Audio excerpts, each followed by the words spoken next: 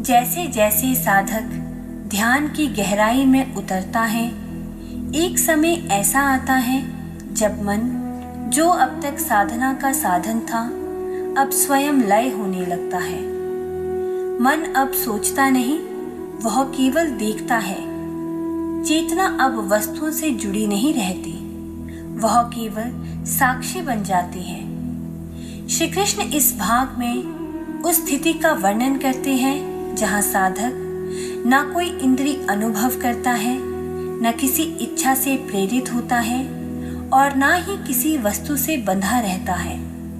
वह उस अविचल आनंद में स्थित हो जाता है जिसे कोई विषय छीन नहीं सकता, जो समय से परे है और जो केवल आत्मा में ही पाया जा सकता है। यह समाधि की वह भूमि है जहाँ योग तप नहीं रह जाता, अनुभव बन जाता है।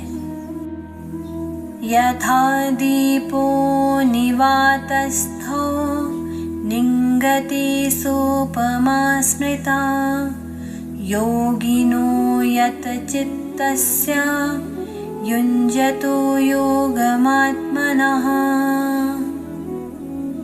जैसे हवा रहित स्थान में दीपक की लौ स्थिर रहती है, वैसे ही एकाग्रचित्त वाला योगी जब आत्मा में ध्यानस्थ होता है तो वह पूर्ण स्थिरता को प्राप्त करता है। यह श्लोक ध्यान की सिद्ध अवस्था का सुंदर उपमान देता है। जैसे निवात दीपक यानी बिना हवा के दीपक ना डगमगाता है ना झिलमिलाता है, वैसे ही योगी का मन आत्मा में स्थित होकर बिल्कुल स्थिर और अचल हो जाता है। अब उसमें कोई चंचलता, विचारों का वेग या बाहरी आकर्षण नहीं बचता। यह अवस्था ध्यान की परिपक्वता को दर्शाती है। मन तभी स्थिर होता है जब भीतर की हवाओं यानी इच्छा, भय, स्मृति और वासना का प्रवाह रुक जाए। यत्रोपरमते चित्तं निरुद्धं योगसेवया यत्र चैवात्मनात्मानं पश्यन्नात्मनि तुष्यति सुखमात्यन्तिकं यत्तत् बुद्धिग्राह्यं मतीन्द्रियं वेति यत्र न चैवायं स्थितश्चलति तत्त्वतः। जहाँ योग साधना द्वारा मन पूर्ण रूप से रुक जाता है और आत्मा ही आत्मा में स्थित हो जाती है, साधक वहाँ परम संतोष को प्राप्त करता है। वहाँ जो आनंद मिलता है वह इंद्रियों से परे है, बुद्धि से ही समझा जा सकता है, और जिसने उस स्थिति को पा लिया वह सत्य से कभी नहीं विचलित होता। ये दो श्लोक मिलकर समाधि की अनुभूति को दर्शाते हैं। चित्त की पूर्ण शांति यानी कोई विचार नहीं, कोई अपेक्षा नहीं, आत्मा का आत्मा में दर्शन जहाँ कोई द्वैत नहीं रहता, आत्मिक सुख जो इंद्रियों से नहीं केवल बुद्धि के पार की चेतना से ही जाना जा सकता है। यह सुख स्थायी है, न क्षय होता है न छिनता है। यह वही स्थिति है जहाँ मैं समाप्त हो जाता है और केवल होना रह जाता है। ध्यान का अंतिम फल है वह मौन, जहाँ आत्मा स्वयं को देखती है और उसी में तृप्त हो जाती है। यम लब्ध्वा चा परम लाभम मन्यते नाधिकं ततः यस्मिन् स्थितो न दुःखेन गुरुणापि विचाल्यते।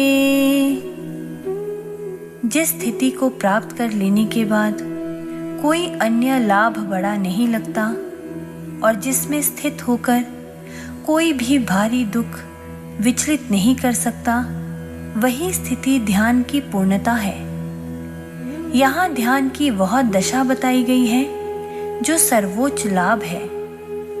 इस अवस्था में कुछ पाने की लालसा नहीं रहती, कुछ खोने का भय नहीं रहता और कोई दुख चाहे जितना बड़ा क्यों ना हो उस साधक को डिगा नहीं सकता। यहाँ साधक अब संसार का हिस्सा नहीं, भ्रम की छाया बन चुका होता है।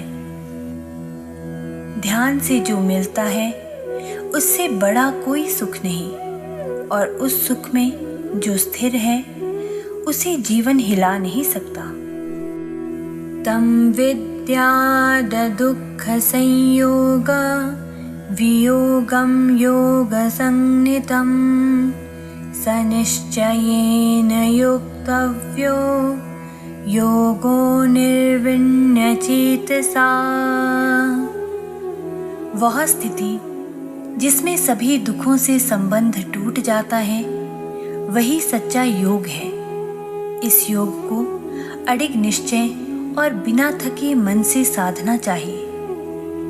श्री कृष्ण योग की परिभाषा देते हैं, दुख के संयोग से वियोग, अर्थात ध्यान केवल सुख पाने का साधन नहीं है बल्कि दुख से अंतर निष्क्रमण का मार्ग है।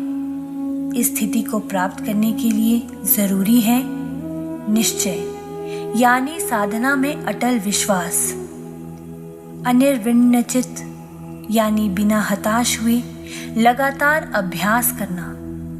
योग वह है जो तुम्हें दुखों से बाहर खींचे, और वह तभी संभव है जब तुम न डगमगाओ, न थको, न रुको। संकल्प प्रभवान कामान त्यक्त्वा सर्वान् शेषतः मनसैवेन्द्रियग्रामं विनियम्य समन्ततः। योगी को चाहिए कि सभी इच्छाओं और संकल्पों का पूर्ण रूप से त्याग करे और अपने मन से सभी इंद्रियों को हर दिशा से संयमित करे।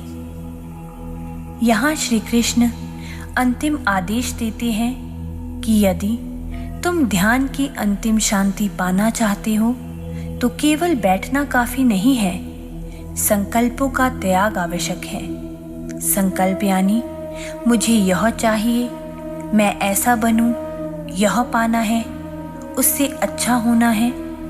जब ये सब आत्मा में विलीन हो जाते हैं और इंद्रियां अब किसी भी दिशा में ना भागे, तब साधक ध्यान में ना केवल बैठता है बल्कि उसमें खो जाता है।